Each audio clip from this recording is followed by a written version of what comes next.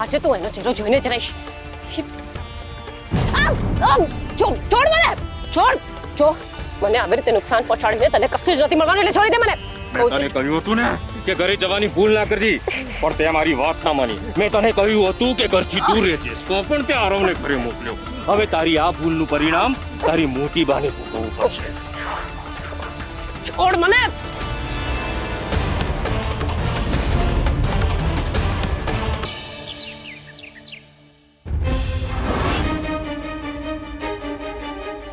ક્યાં છે મારી સરગમ? મારી સરગમ જ્યાં પણ હોય ત્યાંથી અમારી સામે આવી જાય. અત્યારે જે આ પરિસ્થિતિમાંથી અમે પસાર થઈ રહ્યા છીએ એમાંથી અમને ઉગારી લે ભગવાન. અમારી મદદ કર પ્રભુ, અમારી મદદ કર, મદદ કર. ચિરાગ, ઉઠી જા બેટા. લે,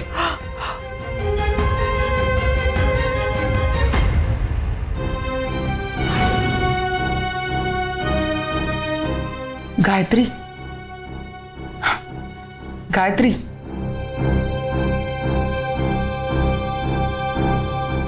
મોટી બા,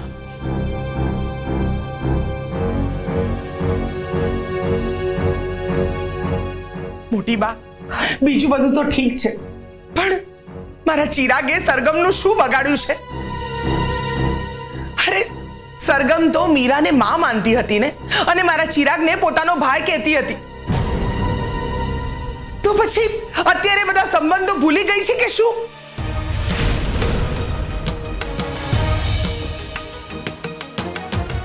મેં એને માનસિક અસ્વસ્થ કહી હતી ને, કદાચ એટલે જ મારી સાથે બદલો લેવા માંગે છે.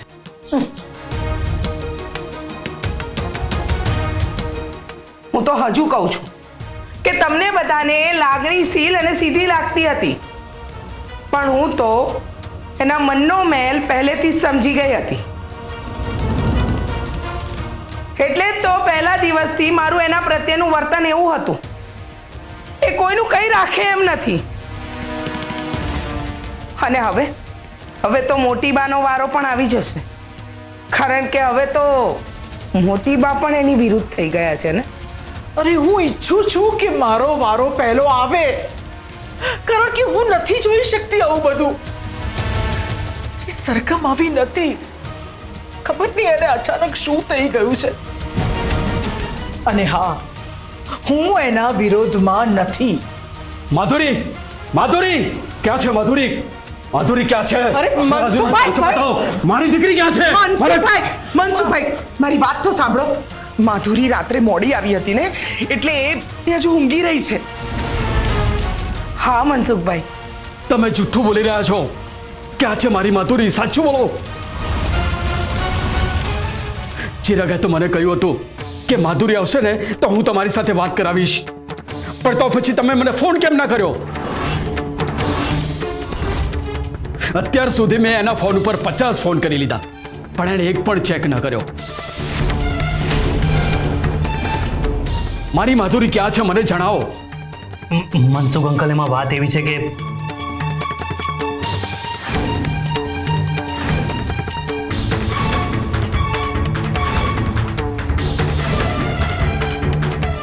મનસુખભાઈ, તમે ચિંતા નહીં કરો, માધુરી મળી જશે.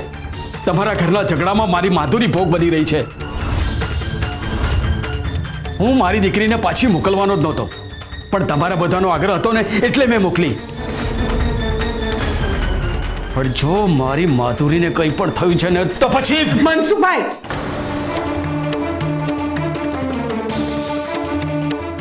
શું થયું? મારી દીકરીની કઈ ભાળ પડી?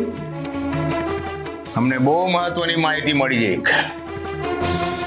રાકેશનું વોલેટ અમે ફોરેન્સિક ડિપાર્ટમેન્ટમાં તપાસ કરવા માટે મોકલ્યું હતું, અને એમાંથી અમને એક મેમરી ચિપ મળી છે.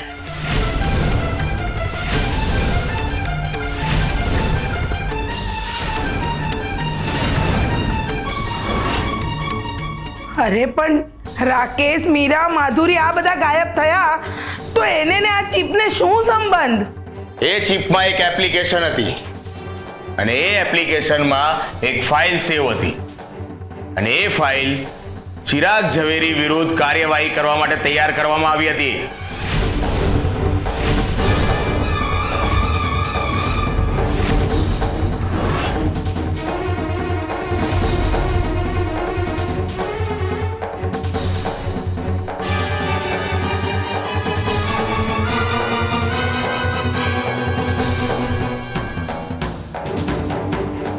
હવે તમારી રમત પૂરી થઈ. અત્યાર સુધી તમે બહુ સારું નાટક કર્યું, પણ હવે સાચું બોલો, ક્યાં છે રાકેશ?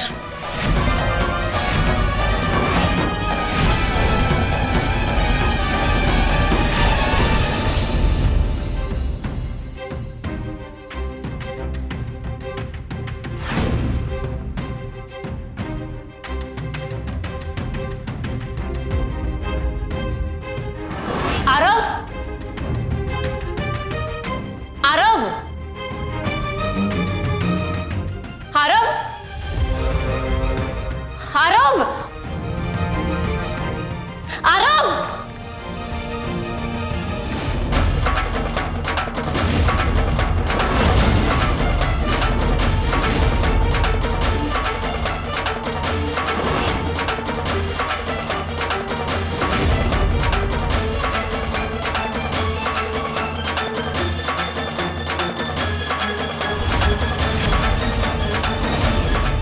ભાનમાં તો છો?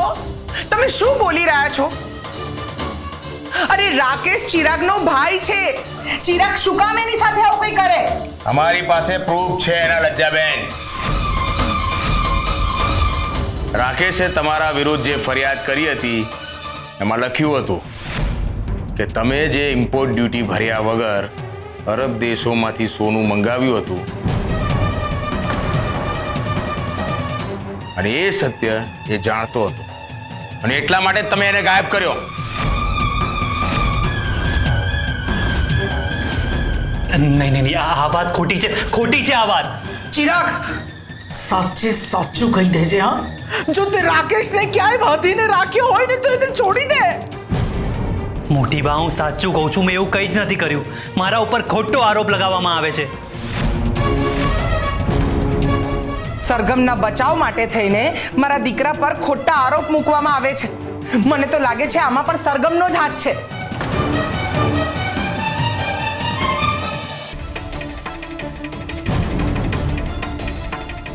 માધુરી,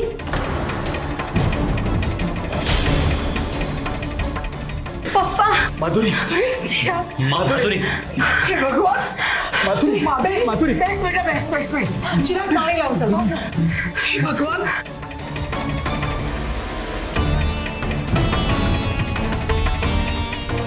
પપ્પા, પપ્પા, તમે બહુ જ સારું કર્યું કે તમે અહીંયા આવી ગયા. એ મારો જીવ લઈ લેશે. બેટા, તને કોઈ કંઈ નહીં કરી શકે. અમે બધા અહીંયા છીએ ને, તું ચિંતા નહીં કર. હા, ચિંતા નહીં કર. લે બેટા, પાણી પી. હા.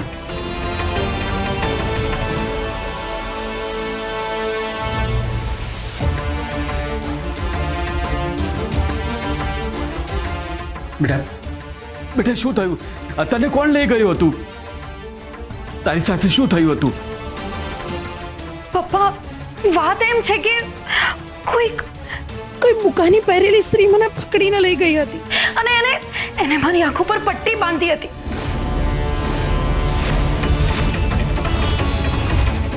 અને પછી મને કોઈ અવાવરી જગ્યા પર લઈ ગઈ. તો તમને ત્યાં કઈ જગ્યાએ લઈ ગયા હતા, અને ત્યાંથી તમે કેવી રીતે છૂટ્યા? કોઈ ગેરેજ જેવી જગ્યાએ મને બાંધી દીધી હતી. મને નથી ખબર કે એ લોકો મારી સાથે શું કરવાના હતા, પણ બાજુના રૂમમાંથી કોઈ પુરુષનો અવાજ આવતો હતો અને મને લાગે છે કે એ રાકેશ હશે. હા, રાકેશ? એટલે મારો રાકેશ જીવે છે? જો તું પહેલા મને એમ કહે ને કે તું કઈ જગ્યાએ હતી અને પછી શું થયું? મને કઈ જ નથી ખબર, પણ અચાનક એ લોકો કહેવા લાગ્યા કે કોઈક ભાગી ગયો છે. બધા એને પકડવા નીકળ્યા. એ દરમિયાન મને તક મળી અને હું ત્યાંથી ભાગી આવી. બહાર આવી તો એ રોડ જૂના હાઈવે સાથે મળતો હતો. પણ જૂના હાઈવે પાસે તો અમે ખૂણે ખૂણે તપાસ કરી છે અને ત્યાં તો અમને કોઈ અવાવરી જગ્યા મળી નથી. પણ આજુબાજુ કોઈ તો એરિયા છે. મને સમજાતું નથી કે હું ક્યાંથી આવી અને હું કઈ દિશામાં ભાગતી હતી. હું અડધી બેભાન અવસ્થામાં હતી અને જેમ તેમ કરીને હું અહીંયા પહોંચી છું. ઇન્સ્પેક્ટર સાહેબ, અસલી ગુનેગારને શોધવાને બદલે તમે મારા દીકરા પર શંકા કરી રહ્યા છો. હમણાં જાઓ અને તપાસ કરો એ એરિયાની. બની શકે કે તમારો છોકરો જ બધું કરતો હોય. અત્યારે હું કોઈને નહીં છોડી શકું. હા પણ મેં કશું નથી કર્યું. જો સાહેબ, ગુનેગાર કોઈ બીજો પણ હોઈ શકે. અમને બધાને ચિરાગ ઉપર પૂરો ભરોસો છે. તમે તમારી તપાસ ચાલુ રાખો. સારું, પણ હવે મારી પરવાનગી વગર તમારામાંથી કોઈ પણ અમદાવાદ કે આ ઘર છોડીને ક્યાંય નહીં જાય. કારણ કે આ કેસમાં તમારા બધા ઉપર શંકાની સોય આવી ગઈ છે. કોઈ ક્યાંય નહીં જાય, પણ તમે પ્લીઝ મારા દીકરા રાકેશને શોધો.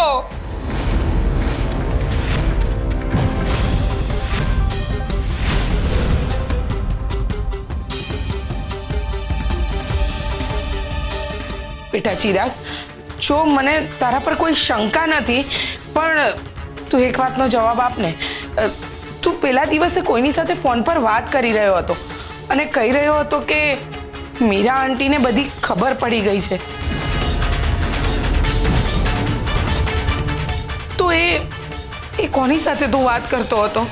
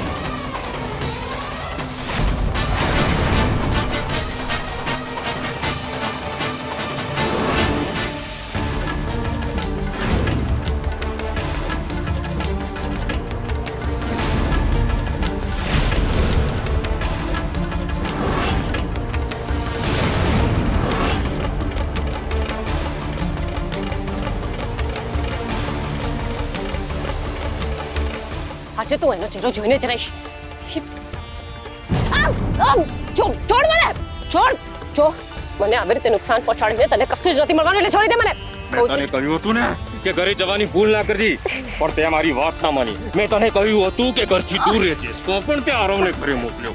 હવે તારી આ ભૂલનું પરિણામ તારી મોટી બાને ભોગવવું પડશે. છોડ મને.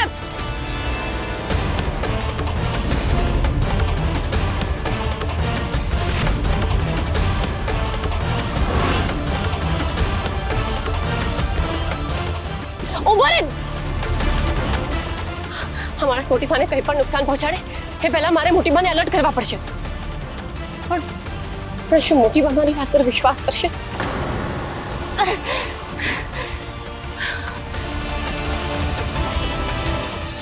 માસી, તમે મારી ઉપર શંકા કરો છો? અરે હું રાકેશને મારા સગા ભાઈ કરતા પણ વધારે પ્રેમ કરું છું અને એની સાથે ખોટું કરવાનું સપનામાં પણ ન વિચારી શકું. ચિરાગ, ઇન્સ્પેક્ટરે જે કહ્યું એ સાચી વાત છે. તું સોના પર કસ્ટમની ડ્યુટી નથી ભરતો. ચિરાગ, તું આવી બેદરકારી કેવી રીતે કરી શકે? મોટી બા, તમે ચિરાગને ન બોલો. આમાં ચિરાગનો કોઈ જ વાંક નહોતો. આ બધો જ આઈડિયા મારો હતો. જ્યારે ચિરાગે મને કહ્યું કે મીરાબેનને આ બધી વાતની ખબર પડી ગઈ છે, એટલે મેં ચિરાગને કહ્યું કે હવે આપણે ખોટું નહીં કરીએ, આપણે ઇમ્પોર્ટ ડ્યુટી ભરી દઈએ. મોટી બા, ગાયત્રી માસી, તમે લોકો પૂછી રહ્યા હતા ને કે હું સર્વન્ટ ક્વાર્ટર્સમાં શું કરી રહ્યો હતો. હું બસ આ જ કામેથી ગયો હતો. બાકી રાકેશ જોડે ખોટું કરવાનું હું વિચારી પણ ના શકું. અને મીરા કાકી તો મારા મમ્મી જેવા છે. મને ચિરાગની વાત ઉપર પૂરેપૂરો વિશ્વાસ છે અને મને લાગે છે કે આપણે બધા એકબીજા ઉપર શંકા કરવામાં સમય બગાડવા કરતા રાકેશ અને મીરા વહુને શોધવા પર ધ્યાન આપીએ. મોટી બાની વાત સાચી છે. આપણે માત્ર સરગમ ઉપર જ નજર રાખીને બેઠા છીએ, પણ આમાં એવું પણ બની શકે કે આની પાછળ એવું કોઈ હોય કે જેની ઉપર આપણે નજર જ ન કરી હોય. જ્યાં સુધી સરગમ નહીં મળે ત્યાં સુધી આ રહસ્યનો કોઈ ઉકેલ નહીં આવે. હા, તમારી વાત સાચી છે પપ્પા. સરગમ પકડાઈ જાય એટલે બધી ખબર પડશે.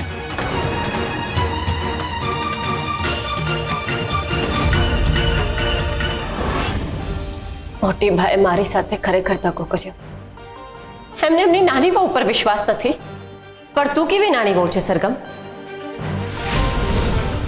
તને તારા મોટી બા ઉપર જ વિશ્વાસ નથી? બની શકે ને કે એમણે આ બધું કોઈ દબાણમાં આવીને કર્યું હોય, કોઈ મજબૂરીમાં કર્યું હોય.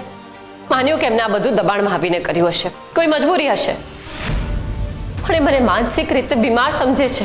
એનું શું? આખું જગત મને ખોટી સમજે, પણ જેને હું મારું જગત સમજુ છું એ જ મને ખોટી સમજે તો હું શું કરું? તો એક અનાથ છોકરી હતી.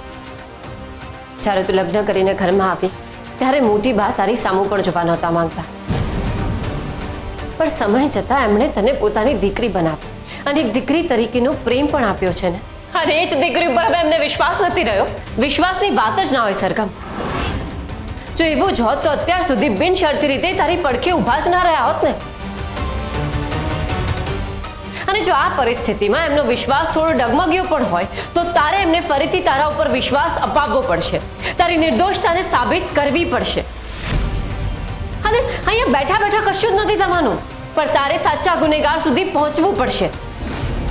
અને એના માટે હવે સત્યનો માર્ગ તારે જાતે જ કંડારવો પડશે.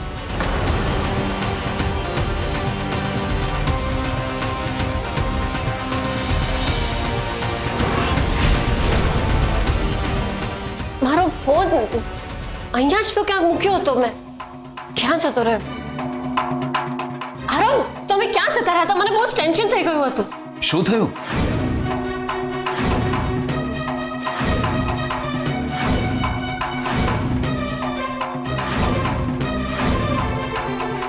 હું નાસ્તો લેવા ગયો હતો, પણ આટલી વારમાં અહીંયા કેવી રીતે આવી શકે?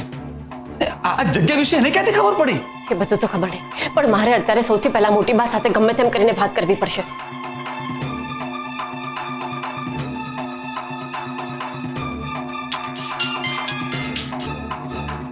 હેલો હેલો મોટી બા, હું સરગમ બોલી રહી છું. સરગમ, ક્યાં છે તું? બહુ ચિંતા થાય છે બેટા તારી. મોટી બા, મેં તમારી ઉપર ફરીથી વિશ્વાસ કરીને તમને ફોન કર્યો છે. આ વખતે મારી સાથે વિશ્વાસઘાત ના કરતા.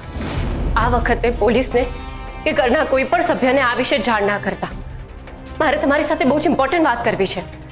સરગમ, પહેલા તો તું જે આ કરી રહી છે ને બેટા, એ બંધ કરી દે. અને આ શું થયું છે? મોટી બા, બધું જે થઈ રહ્યું છે હું નથી કરી રહી. કોઈ છે જે બહુ જ ખતરનાક રમત રમી રહ્યું છે અને હવે તમારી પાછળ પડી ગયો છે. અને એટલા માટે જ આપણું મળવું બહુ જ જરૂરી છે. હા હા, બોલ ને, ક્યાં મળવું છે? બોલ. આપણે 2 કલાકમાં અંબે માતાના મંદિર પાસે મળીએ.